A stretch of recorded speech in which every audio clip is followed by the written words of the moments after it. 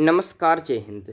मैं अंकित मिश्र एक बार फिर से हार्दिक स्वागत करता हूं आपके अपने चैनल एग्जाम तक पर। दोस्तों, आज से हम स्टार्ट करने चल रहे हैं बायोलॉजी की एक बहुत ही शानदार सी क्लास जो सभी एग्जामिनेशन के लिए मोस्ट इंपॉर्टेंट है और आज की ये हमारी प्रथम क्लास होने वाली है। इसमें दोस्तों हम देखेंगे कुछ इंट्रोडक्शन जो बायोलॉजी के बारे में इंपॉर्टेंट है और जीव जगत का वर्गीकरण किस प्रकार से हुआ है। चाहे आप ग्रुप डी की तैयारी कर रहे हैं, चाहे आप उत्तर प्रदेश के किसी भी एग्जाम की तैयारी कर रहे हैं, चाहे आप एसएससी एमटीएस किसी भी एग्जाम की तैयारी कर रहे हैं, जहाँ भी आपके जीके के या फिर साइंस के क्वेश्चन आने हैं वो बिल्कुल इस क्लास को देख सकते हैं। चलिए दोस्तों, देर न करते वीडियो की शुरुआत करते हैं।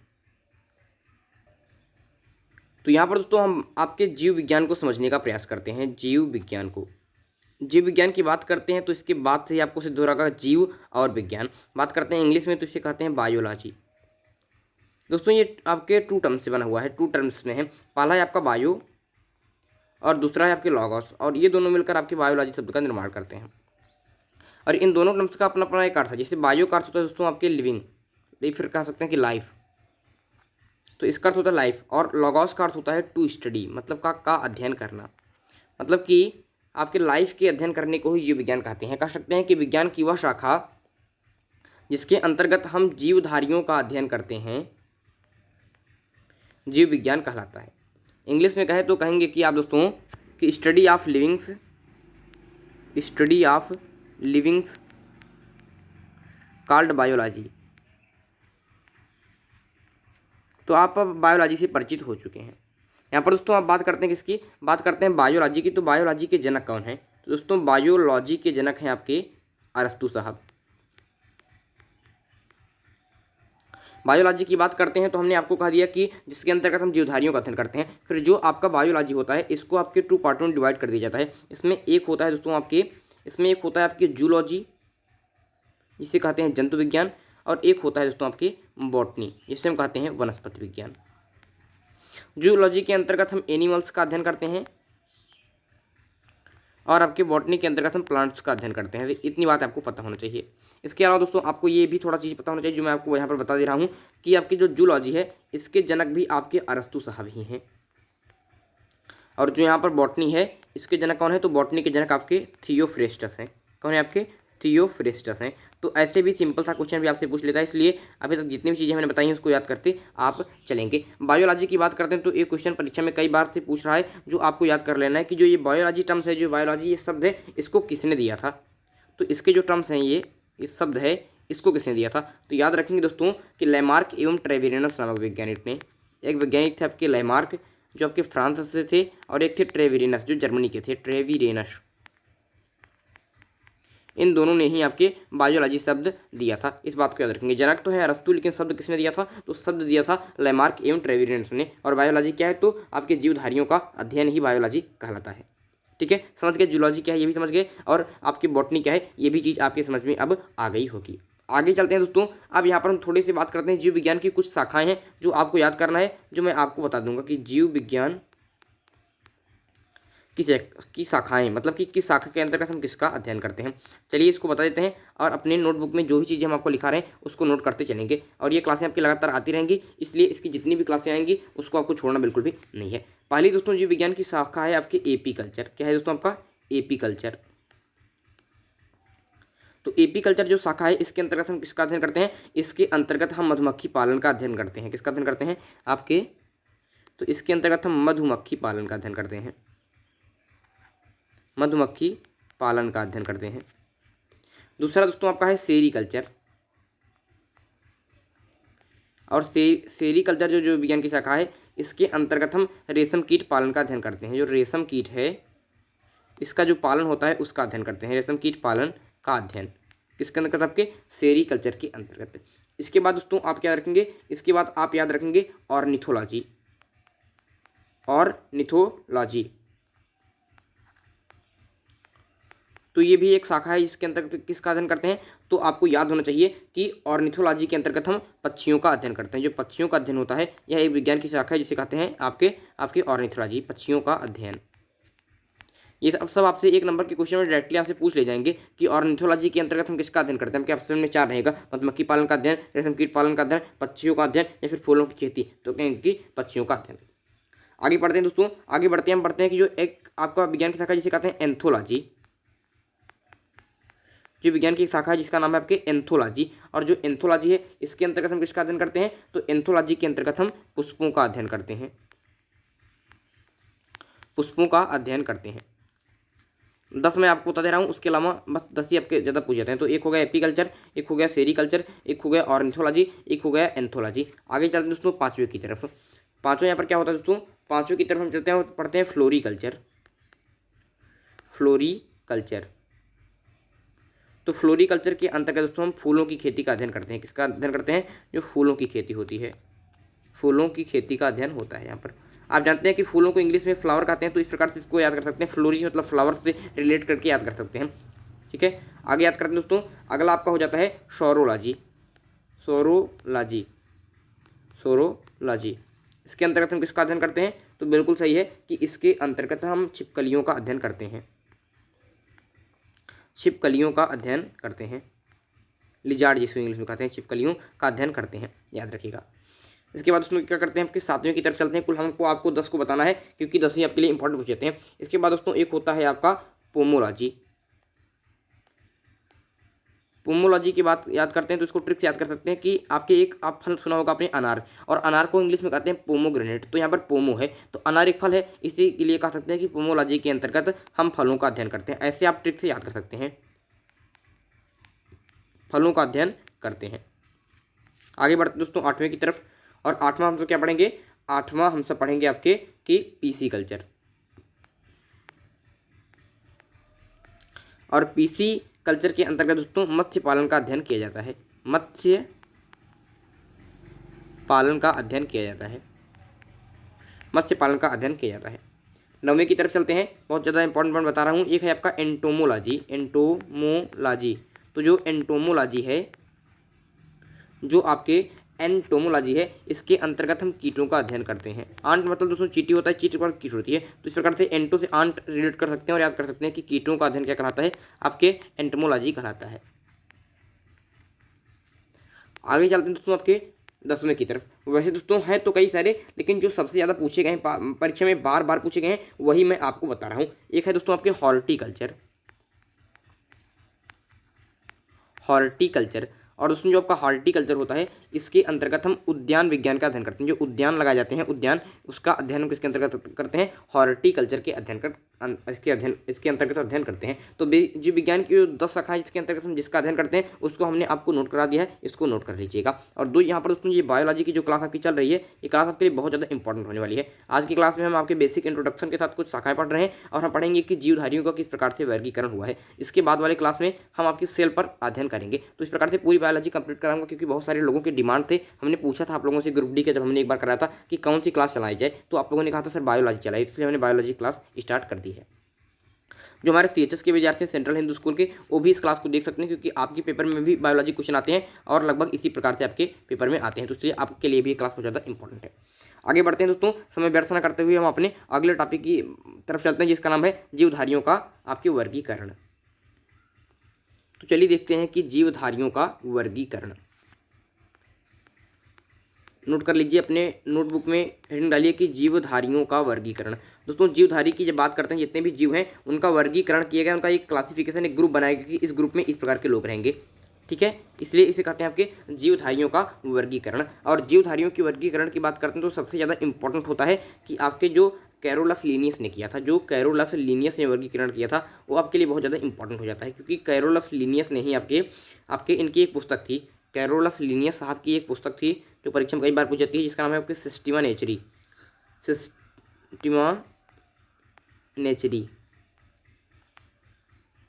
ठीक है, ये इनकी पुस्तक थी। और इसी पुस्तक में इन्होंने जो पूरे जीव जगत था, पूरे जो जीवधारी थे, उनको आपके दो जगतों में विभाजित किया, उनको दो जगत बनाया इन्होंने, कि जितने भी जीव हैं उनको दो जगत में कर दिया जाए, मतलब कि आपके उसका एक क्लासिफिकेशन इन्होंने कर दिया। और उसमें एक जगत दोस्तों इन्होंने दिया पादप जगत, कि जितने भी पेड़ पौधे हैं वो आपके वो पादप जगत में जाएंगे। मतलब एक जगत बना दिया कि अब दोस्तों आपके जो एक मतलब जितने पादप हैं, जितने पेड़ पौधे, जितनी झाड़ियाँ वगैरह हैं, उनको उन्होंने पादप जगत में रख दिया, इसमें रख दिया आपके पादप जगत में रख दिया। इसके अलावा दोस्तों एक इन्होंने बनाया आपके जंतु जगत, और जितने भी जीव वगैरह हैं, आपके पशु वगैरह हैं, इनको आपको हम लोगों को भी आपके जंतु जगत के अंतर्गत इन्होंने फिट कर दिया। तो इन्होंने आपके 2 किंगडम्स में आपकी क्लासिफिकेशन किया, और एक को इन्होंने आपके प्लांट किंगडम में आपके शामिल किया, बनाया, और एक इन्होंने आपके एनिमल किंगडम बनाया। तो इस प्रकार से इन्होंने विभाजित किया। और कैरोलस लिनियस साहब ने जीव जगत के वर्गीकरण की, कैरोलस लिनियस साहब जो हैं, ध्यान से सुनेंगे कि जो कैरोलस लिनियस साहब हैं, इन्होंने जीवधारी जो है इनके वर्गीकरण की जो एक प्रणाली अपनाई कि इसको जगतों में विभाजित किया जाए। आगे चलकर जब वैज्ञानिकों ने उसको और डिवाइड किया तो इसी बेस पर जाकर किया, इसीलिए लिनियस को आधुनिक वर्गीकरण का पितामह कहा जाता है। क्या कहा जाता है आपके? आधुनिक वर्गीकरण का पितामह, वर्गीकरण का पितामह किसे कहा जाता है आपके? कैरोलस लिनियस साहब को। समझ रहे बातें हमारी कि इन्होंने जब जीवधारियों को वर्गीकरण कर दिया 2 जगत में, एक पादप जगत में, एक जंतु जगत में, तो जब आधुनिक के और व्यापारी, अब आधुनिक के और वैज्ञानिक आएंगे, अभी हेकल साहब आएंगे जिन्होंने 3 आपके मतलब कि आपके 3 जगत का वर्गीकरण किया, 3 किंगडम क्लासिफिकेशन किया। उसके बाद आर.एच. व्हिटकर साहब आएंगे जो 5 किंगडम क्लासिफिकेशन करेंगे। तो उन्होंने इसी प्रणाली को अपनाया, जगत में इसको डिवाइड किया, इसीलिए इन्हें आधुनिक वर्गीकरण का पितामह कहा जाता है। और ये क्वेश्चन आपके सैकड़ों बार आपसे पूछ लिया गया है कि आपके the father of modern taxonomy, the father of modern taxonomy किसे कहा जाता है? तो कहेंगे कि कैरोलस लिनियस साहब को। आगे बढ़ते हैं दोस्तों कि 3 जगत का वर्गीकरण किसने किया? इन्होंने 2 जगत का वर्गीकरण किया। आगे एक वैज्ञानिक आते हैं जिन्होंने 3 जगत का वर्गीकरण किया। तो यहाँ पर लिखते हैं 3 जगत का वर्गीकरण, 3 जगत का वर्गीकरण। तो 3 जगत का वर्गीकरण जिन्होंने तो 3 जगतों में डिवाइड कर दिया। उन्होंने कहा कि सिर्फ पादप जगत और जंतु जगत के अलावा भी जीव बचते हैं, इसलिए उन्होंने एक जगत और बनाया। और वह आपके इन्होंने भी कहा कि एक तो एनिमल किंगडम है,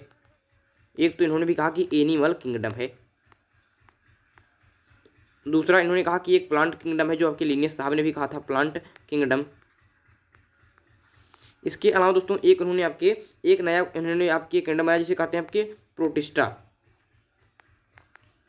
प्रोटिस्टा किंगडम इन्होंने बनाया। एक इन्होंने क्या बनाया? आपके प्रोटिस्टा किंगडम बनाया। और प्रोटिस्टा किंगडम के अंतर्गत इन्होंने यहाँ पर चीज़ें रखी थी कि आपके जो भी जीव ऐसे हैं जो आपके यूकैरियोटिक तो हैं, लेकिन उनके पास केवल आप क्या है दोस्तों, उनके पास केवल एक ही कोशिका होती है, उनको इन्होंने आपके प्रोटिस्टा ग्रुप में रखा। समझ रहे हैं? प्रोटिस्टा किंगडम में किन्हें रखा? जो आपके यूकैरियोटिक तो हैं। अब प्रोकैरियोटिक क्या होते हैं, यूकैरियोटिक क्या होते हैं, इसके लिए ये टर्म्स आपको घबराने नहीं है, क्योंकि इन टर्म्स की चर्चा आगे हम करेंगे जब हम सेल चैप्टर को पढ़ेंगे। तो अभी तक के लिए यही जान लीजिए कि जीव जो भी ऐसे जीव हैं जिनके जो आपके सेल्स हैं, उस सेल में अगर उनकी जो मतलब केंद्रक हैं अगर ओके मतलब कि पूरी तरीके से विकसित हैं, तो आपके उसे यूकैरियोटिक श्रेणी में रखा जाता है, यूकैरियोटिक।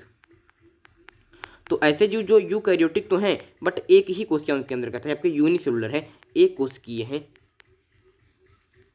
उनको इन्होंने एक नया ग्रुप बना दिया, आपके प्रोटिस्टा किंगडम में रख दिया। और यह किसने किया? ये भी पूछ लेता है कि 3 जगत का वर्गीकरण किसने किया? तो याद रखेंगे कि अर्नेस्ट हेकल ने। किसने? आपके अर्नेस्ट हेकल साहब ने ओके 3 जगत का वर्गीकरण किया था। तो इस बात को याद रखेंगे। सारी चीज़ें आपके लिए बहुत ज़्यादा हेकट हमने लिख दिया, हेकल होगा, अर्नेस्ट हेकल साहब ने इन्होंने 3 जगत का वर्गीकरण किया था। ये सारे क्वेश्चन आपके पेपर में पूछे जा सकते हैं, इसलिए एक भी क्वेश्चन को आपको मिस नहीं करना है। और अब बात कर लेते हैं सबसे ज़्यादा इंपॉर्टेंट जो अभी तक चल रही है, जो परंपरागत द्विजगत या फिर त्रिजगत का जो वर्गीकरण था, इसका स्थान अंततः दोस्तों के 5 जगत का वर्गीकरण ले लिया, 5 किंगडम क्लासिफिकेशन। अभी वर्गीकरण किया जा रहा है कि किस भी मतलब जीव को किस श्रेणी में रखा जाए, किस एक किंगडम में रखा जाए, किस एक ग्रुप में रखा जाए। तो 5 किंगडम क्लासिफिकेशन हुआ। समझ रहे हैं ना? 5 जगत का वर्गीकरण। इस बात को नोट कर लेंगे कि 5 जगत का वर्गीकरण हुआ। और 5 जगत के वर्गीकरण की बात करते हैं, इसे किया किसने? जो परीक्षा में आपसे कई बार भी पूछ लिया गया है। अगर आप लोग पुराने छात्र हैं तो आप लोगों को अगर आपने एग्जाम दिया तो पता ही होगा कि यह क्वेश्चन कितनी बार रिपीट है। तो 5 जगत का वर्गीकरण किया था आपके R.H. व्हिटकर साहब ने, R.H. Whittaker, R.H. व्हिटकर साहब ने, इसको आप लिख लीजिए व्हिटकर, R.H. व्हिटकर साहब ने 5 जगत का वर्गीकरण किया। और सन 1969 ईस्वी में उन्होंने कहा दिया कि जो पूरे जीव जगत हैं उनको 5 जगतों में डिवाइड कर लिया गया। लेकिन दोस्तों आपसे सन पूछा नहीं जाता, इसलिए सन को बिल्कुल भी याद करने की आवश्यकता नहीं है। आइए जान लेते हैं कि इन्होंने कौन कौन से जगत बनाए। दोस्तों इन्होंने पहला जगत बनाया आपका मोनेरा। क्या बनाया? आपके मोनेरा इन्होंने पहला ग्रुप बनाया, पहला किंगडम बनाया। दूसरा किंगडम इनका था आपके प्रोटिस्टा, जो आपके अर्नेस्ट हेकल साहब ने जोड़ गए थे, प्रोटिस्टा इसके बाद तीसरा इन्होंने क्या किया दोस्तों, इन्होंने तीसरा बनाया आपके जो आपके पादप थे, पादप जगत एक बनाया। चौथा इन्होंने क्या बनाया दोस्तों, चौथा इन्होंने बनाया आपके जंतु जगत। चौथा इन्होंने दोस्तों आपके बनाया किसका, आपके चौथा इन्होंने बनाया कवक को। जो कवक होते हैं, फंगी जिसे कहते हैं आप लोग, फंगी, इनको दोस्तों इन्होंने अलग ग्रुप बनाया। और पांचवें जगत में इन्होंने जंतु जगत को शामिल कर दिया। तो इस प्रकार से इन्होंने आपके कुल 5 जगत का वर्गीकरण किया, मोनेरा, प्रोटिस्टा, पादप, कवक, जंतु। तो इस प्रकार से चीज़ें आप याद कर सकते हैं।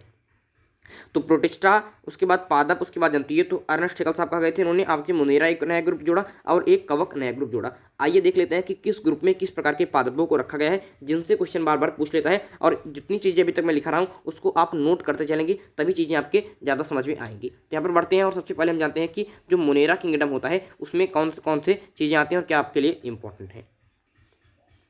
तो यहाँ पर सबसे पहले देखेंगे कि हम जो मोनेरा किंगडम है, मोनेरा आपके किंगडम, हिंदी वाले लिख लेंगे कि मोनेरा जगत। सबसे पहली बात दोस्तों इसके बारे में क्या इंपॉर्टेंट है, इसके बारे में सबसे पहली बात जो ज़्यादा इंपॉर्टेंट बन जाती है कि इसमें किस प्रकार के जीव रखे गए हैं। तो इसमें दोस्तों आपके एक्वेटिक जीव रखे गए हैं। एक्वेटिक का अर्थ होता है जलीय जीव, ऐसे जीव जो आपके जल में रहते हैं। तो एक्वेटिक जीव एक जलीय, जितने भी जल में रहने वाले जीव हैं वो इसमें रखे गए हैं, जितने भी नहीं मतलब कि और उसमें अभी और भी रहते हैं। दूसरी शर्त है कि जो यहाँ पर जीव रहेंगे कैसे रहने चाहिए दोस्तों, वो आपके कैसे रहने चाहिए, वो आपके प्रोकैरियोटिक होते हैं। और प्रोकैरियोटिक का क्या अर्थ होता है, आप लोग भली भांति जाते हैं कि प्रोकैरियोटिक मतलब कि जो आपका केंद्रक होगा वो अल्प विकसित होगा। केंद्रक जो होगा यह आपके अल्प विकसित होगा। थोड़ी चीज़ भी जान लीजिए और डिटेल में इसकी चर्चा जब सेल वाला चैप्टर आएगा तो हम करेंगे। तो प्रोकैरियोटिक उसे कहते हैं जिनके जो केंद्रक होते हैं, उसमें जो कोशिका होती है उसके अंदर केंद्रक पाए जाते हैं। और केंद्रक जब पूरा विकसित नहीं होता है तो उसे अल्प विकसित कहते हैं। और उस प्रकार की प्रिमिटिव टाइप का जो केंद्रक होता है वो आपके प्रोकैरियोटिक जीव कहलाते हैं, तो होते हैं। और तीसरी बड़ी बात है कि वो यूनिसेलुलर होते हैं।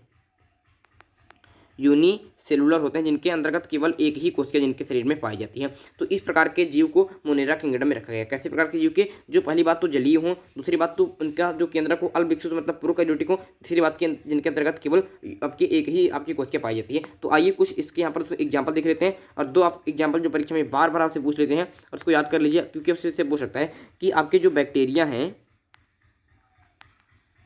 बैक्टीरिया जिसे कहते हैं आप हिंदी में क्या कहते हैं, आपके जीवाणु, इनको किस जगत में शामिल किया गया। तो आप कहेंगे कि मोनेरा किंगडम में। इसके अलावा दोस्तों जो आपके साइनो बैक्टीरिया होता है, इसके अलावा जो आपके साइनो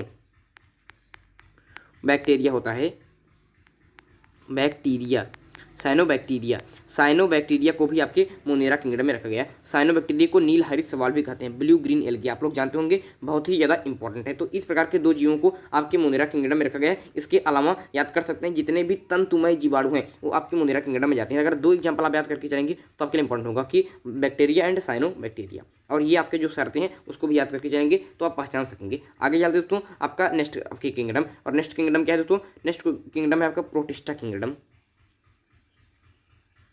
क्या है दोस्तों आपका प्रोटिस्टा किंगडम,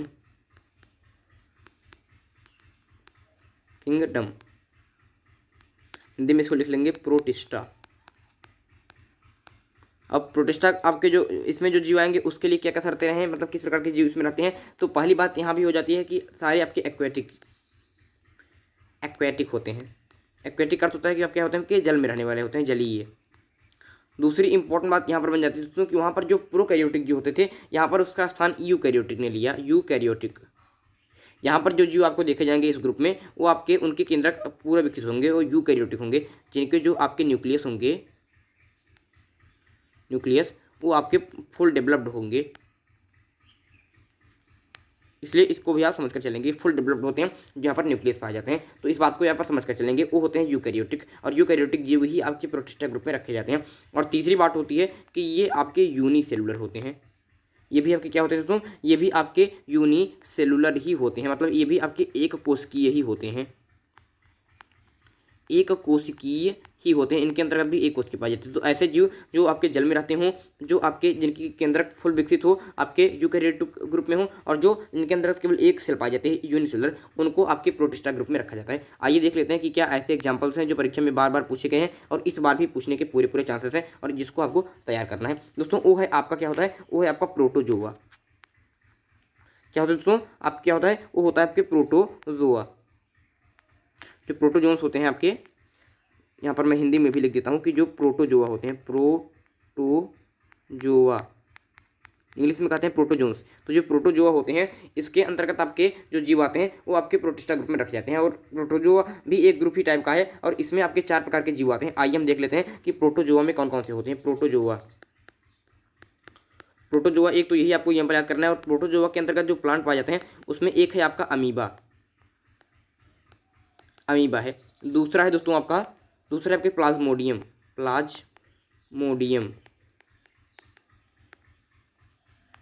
तीसरा है दोस्तों आपका यूग्लिना और चौथा है आपका पैरामीशियम। चौथा क्या है दोस्तों? चौथा है आपका पैरामीशियम। पैरामीशियम होते हैं उनको भी आपकी प्रोटोजोआ मतलब प्रोटोजोआ के अंतर्गत आते हैं। और ये भी आपके किस ग्रुप में रहते हैं? ये भी आपके प्रोटिस्टा ग्रुप में रहते हैं, प्रोटिस्टा। तो प्रोटिस्टा ग्रुप के आपके एग्जाम्पल आपको ज़्यादा याद रखने हैं, अमीबा, प्लाज्मोडियम, यूग्लिना और आपके पैरामीशियम। अमीबा की बात करते हैं तो इसको जानते हैं कि इसका आकार हमेशा बदलता रहता है। अमीबा के बारे में जानते हैं कि इनका आकार हमेशा बदलता रहता है। प्लाज्मोडियम की बात करते हैं तो इसके बारे में थोड़ी चीज़ें आप एक चीज़ जान लीजिए कि जो मलेरिया जो होता है, जो मलेरिया आपके रोग होता है, मलेरिया रोग नहीं जानते?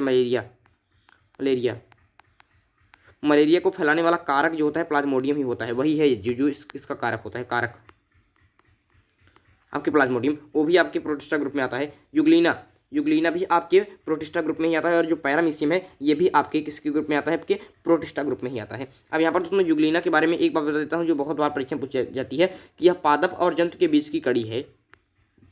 पादप एवं जंतु के बीच की कड़ी। इसका अर्थ होता है कि इसके अंतर्गत कुछ गुण इसके पादप के हैं आपके और कुछ गुण इसके अंतर्गत आपके जंतु के हुए हैं। पादप एवं जंतु के बीच की कड़ी, इसीलिए इसे पादप एवं जंतु के बीच की कड़ी कहते हैं क्योंकि इसमें कुछ ग्रुप कुछ चीज़ इसमें लक्षण आपके पादप के हैं और कुछ जंतु के भी होते हैं। इसलिए इस बात को याद रखिएगा। अगर क्वेश्चन पूछ ले कि कनेक्टिव लिंक आपकी प्लांट एंड एनिमल में कौन है तो आपका यूग्लिना सही उत्तर हो जाएगा। यहाँ पर दोस्तों एक बात याद रखिए कि यहाँ पर दोस्तों जो अमीबा और जो प्लाज्मोडियम है यह आपके परपोषण है, मतलब ये दूसरों से आपके भोजन प्राप्त करते हैं, आपके परपोषी जीव हैं जो आपके दूसरे पर आधारित हैं जैसे हम लोग हैं। और यूग्लिना और जो आपके पैरामीशियम है ये आपके दोस्तों क्या है दोस्तों? ये आपके स्वपोषी हैं जो स्वयं अपना भोजन बनाते हैं, स्वपोषी हैं जो आपके फोटोसिंथेसिस करके स्वयं अपना भोजन बना लेते हैं। तो इस प्रकार से हमारा प्रोटिस्टा ग्रुप समाप्त हो जाता है। अगले ग्रुप की तरफ चलते हैं और अगला ग्रुप पहले हम आपके फंगी को ले लेते हैं जो आपके कवक है, फंगी, और हिंदी में कहें तो आपके कवक। तो इस ग्रुप की बात करते हैं, फंगी की बात करते हैं, आपके किसकी बात करते हैं? फंगी ग्रुप की बात करते हैं। दोस्तों फंगी जो होते हैं, जो कवक होते हैं, ये कहाँ पर पाए जाते हैं? तो यह अधिकतर दोस्तों आपके नमी वाले क्षेत्रों में पाए जाते हैं, जहाँ पर नमी बहुत होती है, नमी वाले क्षेत्रों में। दोस्तों आप लोगों ने बचपन में या फिर अभी भी अनुभव ही किया होगा कि जब आपके कभी कभी दोस्तों जो आपका ब्रेड वगैरह होता है उसको जब आप बारिश के महीने में लाते हैं ब्रेड वगैरह, उसको खाते नहीं, रख देते हैं कहीं पर, या फिर पाव वगैरह जो आता था तो वहाँ पर दोस्तों आपको ऊपर पर कुछ दाग वगैरह दिखाई देते हैं। तो वो दोस्तों के कवक ही वहाँ पर आकर बस जाते होंगे, वो कवक ही आकर बस जाते हैं। बारिश के महीनों में आपको ऐसे भी सेब दिखाई मिलता है, मशरूम टाइप का, जो कि जिसे कुकुरमुत्ता वगैरह कहते हैं लोग, वो बात दूसरी है। तो वही जो होते हैं वो कवक ही होते हैं, इस बात को याद रखिए, वो कवक ही होते हैं। समझ रहे हैं बात आप? उसे क्या कहते हैं दोस्तों? उसे आपके वो कवक ही होते हैं जो आपके नमी वाले क्षेत्रों में पाए जाते हैं। तो नमी वाले क्षेत्रों में आपके कवक पाए जाते हैं, इसको आपको याद करना है। दूसरी बात दोस्तों आपको पता होना चाहिए कि जो आपके फंगी होते हैं ये आपके यूकैरियोटिक होते हैं। और तीसरी ज़्यादा इंपॉर्टेंट बात है कि यहाँ पर दोस्तों ये मोस्टली मल्टीसेलुलर होते हैं, मतलब अधिकतर ये आपके मल्टीसेलुलर होते हैं, आपके मतलब बहुकोशिकीय होते हैं, मल्टीसेलुलर, ठीक है, मल्टीसेलुलर होते हैं, आपके बहुकोशिकीय होते हैं अधिकांशतः। लेकिन 2 ऐसे उदाहरण हैं अपवाद के तौर पर जो परीक्षा में पूछे जाते हैं जो आपके एक कोशिकीय हैं। आइए उसकी भी चर्चा यहाँ पर कर लेते हैं। एक है दोस्तों आपका म्यूकर, स्पेलिंग इसकी आपको सही नहीं समझ में आ रही, सुन लीजिए, म्यूकर। एक है आपका म्यूकर और एक है दोस्तों आपका यीस्ट। ये कवक के 2 ऐसे उदाहरण हैं जो आपके एक कोशिकीय हैं और मल्टी आपके सेलुलर होते हैं, लगभग कवक जितने और होते हैं। लेकिन ये 2 ऐसे उदाहरण हैं अपवाद के तौर पर जो आपके एक कोशिकीय हैं, म्यूकर एंड यीस्ट। इस बात को समझ गए? फंगी क्या होते हैं? नमी वाले क्षेत्रों में पाए जाते हैं, यूकैरियोटिक होते हैं और लगभग ये आपके इनके अंतर्गत बहुत सारी कोशिकाएं पाई जाती हैं, मल्टी सेलुलर होते हैं। लेकिन म्यूकर और यीस्ट ऐसे कवक हैं जो एक ही कोशिकीय होते हैं। तो ये अपवाद के तौर पर आपसे पूछ सकता है कि यीस्ट आपकी क्या है, एक कोशिकीय फिर बहुकोशिकीय? तो आप कहेंगे कि एक कोशिकीय है। बात करते हैं कवक की, तो कवक पोषण कैसे करते हैं, ये भोजन कैसे प्राप्त करते हैं, तो ये भी दोस्तों परजीवी होते हैं, लेकिन ये आपके ये मृतोपजीवी होते हैं, परजीवी नहीं, इनको मृतोपजीवी वाले श्रेणी में रखा जाता है। इसका कारण है क्योंकि जो सड़े गले पदार्थ हैं, जो मतलब मरे हुए पदार्थ होते हैं, उनसे अपना भोजन करते हैं, इसलिए इन्हें मृतोपजीवी कहा जाता है। कवक को क्या कहा जाता है, आपके मृतोपजीवी वाले श्रेणी में रखा जाता है। इसलिए इस बात को भी याद रखेंगे कि अपना भोजन स्वयं नहीं बनाते हैं, जो सड़े गले पदार्थ होते हैं दोस्तों, उनसे ही आपके करते हैं, उनसे ही ये आपका भोजन बनाते हैं, इसलिए इन्हें क्या कहते हैं, ये आपके किस ग्रुप में आते हैं, ये आपके मृतोपजीवी वाले ग्रुप में आ जाते हैं। तो इस प्रकार से कवक वाला जो मैटर है आपका वो भी कंप्लीट हो जाता है। कवक जो होते हैं दोस्तों, कवक के अंदर भी आपके सेल वॉल पाई जाती है, इस बात को याद रखिए। इसके अंदर भी कोशिका भित्ति पाई जाती है जो काइटिन की बनी होती है। इसकी चर्चा हम सेल वाले चैप्टर में डिटेल आप रूप से करेंगे। तो जो आपके फंगी वाला आपके किंगडम है, ये भी किंगडम आपका क्या होता है, समाप्त होता है। और अगले किंगडम की तरफ चलते हैं, और चौथा किंगडम हो जाता है आपकी प्लांट किंगडम। क्या होता है आपकी पादप जगत, तो उसके बाद होता है आपकी पादप जगत। और अब बात करते हैं कि पादप जगत के बारे में आपके लिए क्या इंपॉर्टेंट हो सकती है। तो पादप जगत की यहाँ पर बात करते हैं, तो सबसे पहली बात होती है कि यहाँ पर अभी तक जितने भी पहले दो आपके मोनेरा वाले थे वो भी एक्वेटिक थे, प्रोटिस्टा वाला भी एक्वेटिक थे, और जो आपके कवक थे वो आपके मोस्टली आपके वो नमी वाले क्षेत्रों में पाए जाते थे, ठीक है। लेकिन अब जो पादप जगत है ये आपके कॉस्मोपॉलिटन होते हैं, कॉस्मोपॉलिटन होते हैं। कॉस्मोपॉलिटन का अर्थ होता है, इसका अर्थ होता है कि सर्वव्यापी होते हैं, कहीं भी पाए जा सकते हैं, सर्वव्यापी, ठीक है, इनका कोई फिक्स नहीं है। तो कॉस्मोपॉलिटन होते हैं जो आपके सभी क्षेत्रों में पाए जा सकते हैं। दूसरी इंपॉर्टेंट बात की ये भी आपके यूकैरियोटिक होते हैं, यूकैरियोटिक होते हैं। तीसरी इंपॉर्टेंट बात होती है कि ये आपके मल्टी सेलुलर होते हैं, इनके अंदर बहुत सारी कोशिकाएं पाई जाती हैं, मल्टी सेलुलर। चौथी इंपॉर्टेंट बात की दोस्तों, यह आपके चौथी इंपॉर्टेंट बात की आप फोटोसिंथेसिस की क्रिया करते हैं, फोटोसिंथेसिस की क्रिया करते हैं।